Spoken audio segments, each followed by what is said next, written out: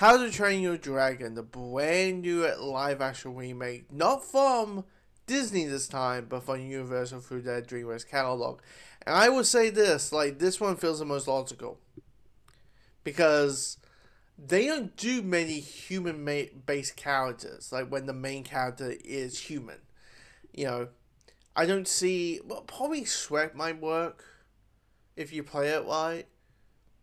Maybe if you remake the first film into live action, because you got Lord Farquaad, you got um, Princess Fiona in her human form and all kind of stuff. Like it could work. Shrek could actually work in live action if you play it right. But I don't see even in a photorealistic way like what Disney does for like Lion King or Jungle Book and those type of films.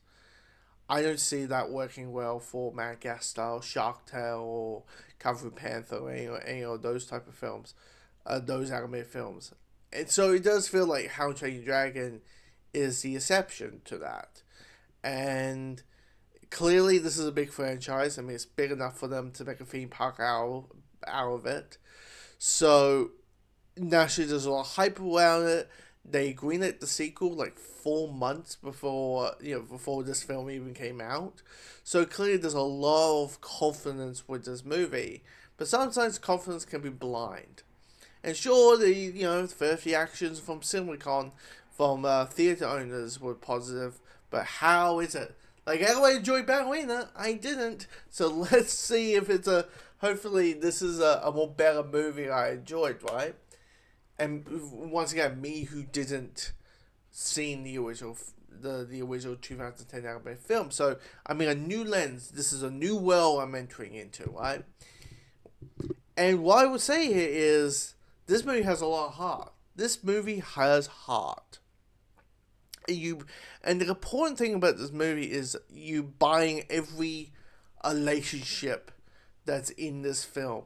The relationship between our main character Hiccup and his father, the relationship that he has with his fellow Vikings that are also in training, his relationship between Asquith, Asterix, the his relationship with Toothless, who is this CGI, naturally a CGI character, and even though this character, Toothless looks like his animated counterpart, he feels well into this world. He feels natural to this world, and same along with the other dragons. Like, they have all these crazy designs and the different species of dragons, but they feel natural to the world. And that. So there's that narrative attitude, kind of nature to this film. But it's not forgetting about the characters and what needs to do and needs to happen and how we reach that goal, and you just buy every relationship with it. Like, the relationship between Hiccup and his father is just, his father who's the king of the Vikings, and his son who's wants to be a Viking. He wants to follow his father's footsteps, but is unable to. He's just not quip to do these things. To be a Viking. You feel that strange. You feel a sense of him saying, "What do I do? How do I connect with my child?" I try to be the best father I can, but a best parent I can. It's not working. What's going on? What's wrong?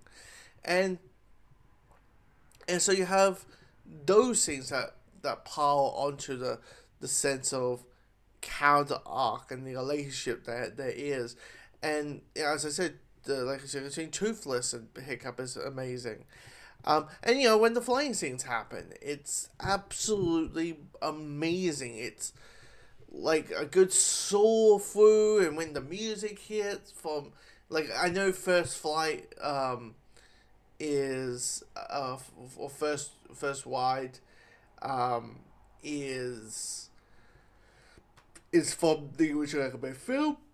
It's pretty much excuse me, it's mainly the main theme of this franchise, and I just love the flying. It just works. It soars.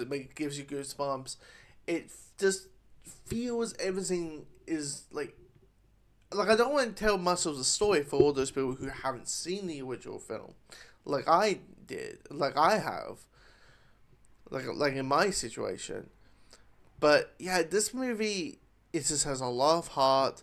I enjoy actually also I really enjoyed the first 15 minutes because I heard people say, the first like 15 minutes is quite rough, but the rest of the movie's great, and I'm like, huh,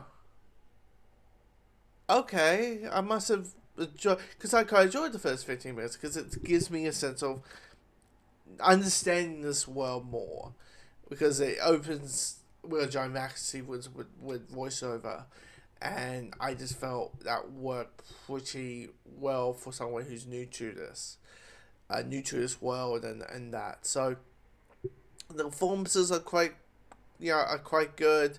The editing is really well put together. Like I'm a big fan of like sound. I always call it sound editing, where like sound is the thing that you do to transition. Like if this is a wide shot, this one Lord mug, and we go to a close up, right? And all I need to do for that transition is that I make a ding sound. I make a ding, and that ding is the moment when you transition into shot. You know, sound.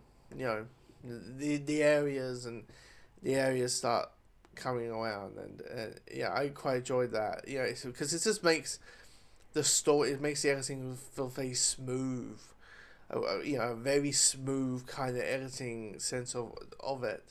Um, but yeah, but that's a little bit of the I went to film school, um, geeking out moment. But anyway, so comment below. Let me know your thoughts of this movie. If you've seen the original, you haven't seen the original, what you thought of it, and all that. So once again, comment below. Let me know your thoughts.